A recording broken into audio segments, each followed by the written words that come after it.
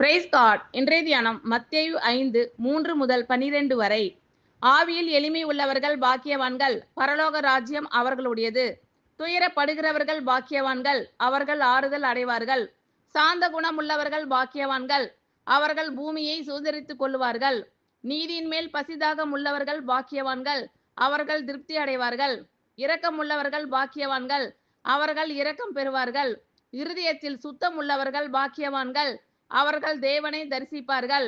சமாதானம் பண்ணுகிறவர்கள் பாக்கியவான்கள், அவர்கள் தேவனுடைய புத்திரர் எண்ணப்படுவார்கள். நீதியின் நிமித்தம் துன்பப்படுகிறவர்கள் பாக்கியவான்கள், பரலோக ராஜ்யம் அவர்களுடையது. என் நிமித்தம் உங்களை நிந்தித்து துன்பப்படுத்தி பலவித தீமையான மொழிகளையும் உங்கள் பேரில் பொய்யாய் சொல்வார்கள், ஆனால் பாக்கியவான்களாய் இருப்பீர்கள். சந்தோஷப்பட்டு களி கூறுங்கள், பரலோகத்தில் உங்கள் பலன் மிகுதியாய் இருக்கும். உங்களுக்கு முன் இருந்த தீர்க்க தரிசிகளையும் அப்படியே துன்பப்படுத்தினார்களே. ஆமீன். Thank you Lord.